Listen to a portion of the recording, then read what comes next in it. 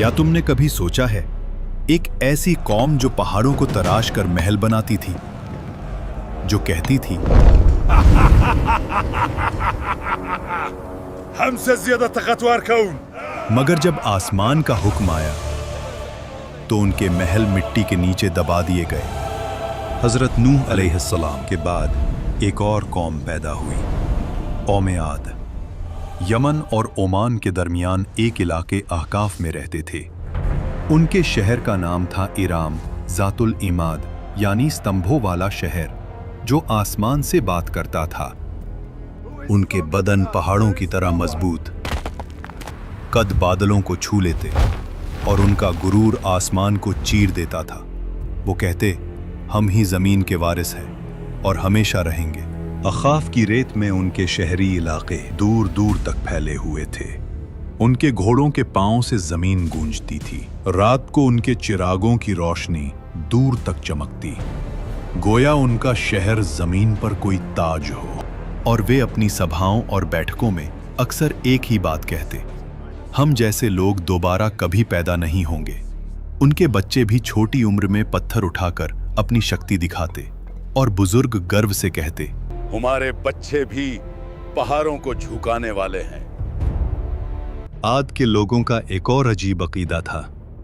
वो समझते थे कि हवा उनकी गुलाम है। उनके जवान कभी वादी के दरमियान खड़े होकर दोनों हाथों को पहलाते और अपने आप से कहते, देखो, हवा हमारे जिस्म की पैरवी करती है।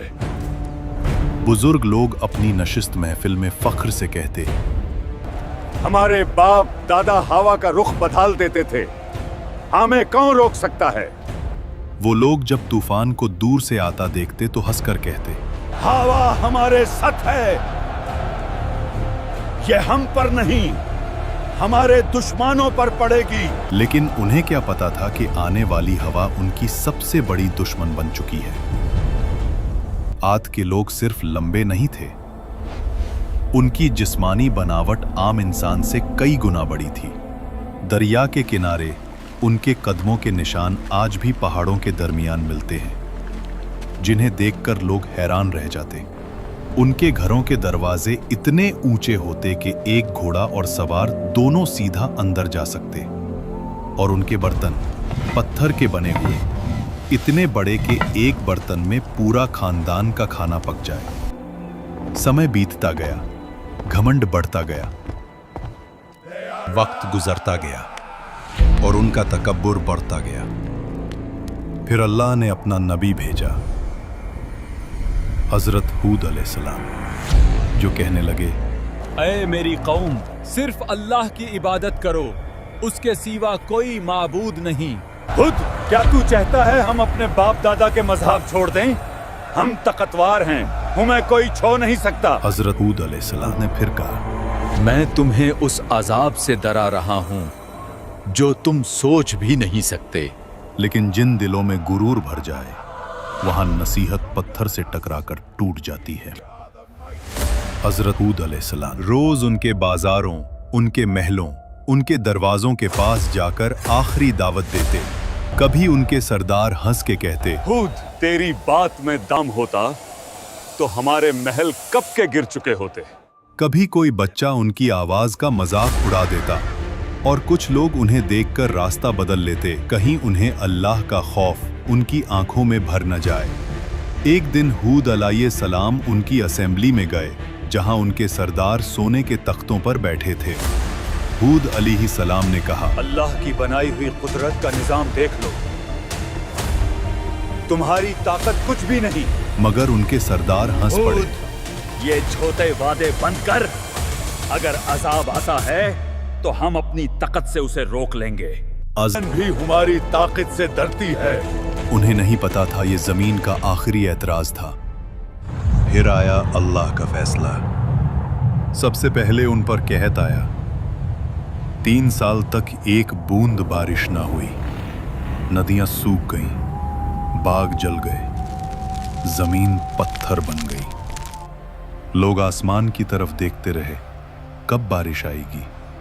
लेकिन आसमान से जवाब आया, खामोशी।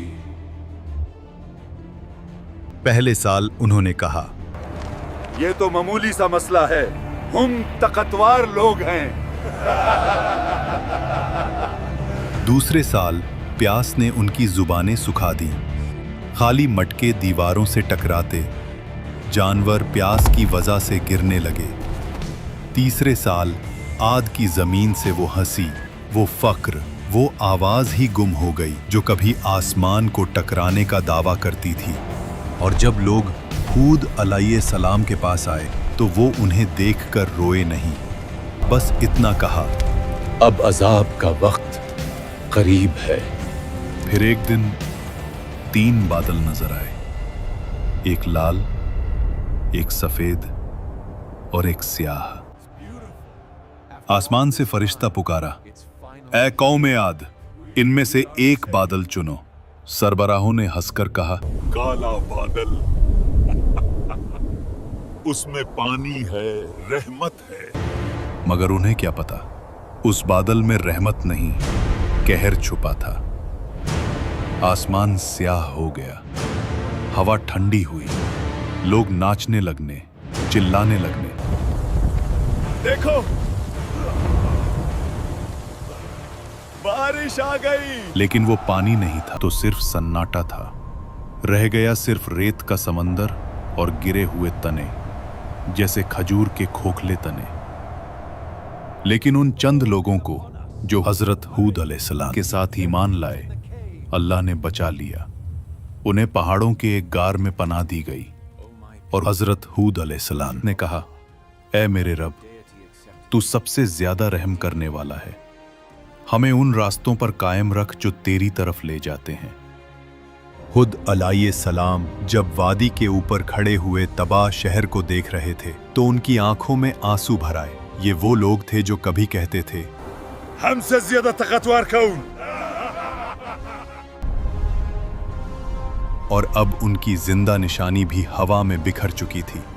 हुद अलैहिस्सलाम ने कहा, तकब्बुर का अंजाम हमेशा तबाही है और अल्लाह की नाफरमानी हलाकत। आज भी अहकाफ्त की रेत के नीचे उनका शहर इराम दबा हुआ है, एक गवाही के तौर पर, जो कहती है ताकत और शान से नहीं, सिर्फ अल्लाह की इताअत से इज्जत मिलती है। अगर तुम्हें ये कुरानिक कहानी पसंद आई हो तो वीडियो को लाइक करो, कमेंट्स में लिखो तुम अगले एपिसोड में किस कौम की कहानी देखना चाहते हो, और चैनल को सब्सक्राइब करना मत भूलना। ये सिर्फ एक कहानी नहीं, एक हकीकत है जो हमेशा याद दिलाती है कि जब इंसान गुरूर करने लगता है और जुल्म और नाइंसाफी कायम करता है तो अल्लाह उसे मिटा देता है।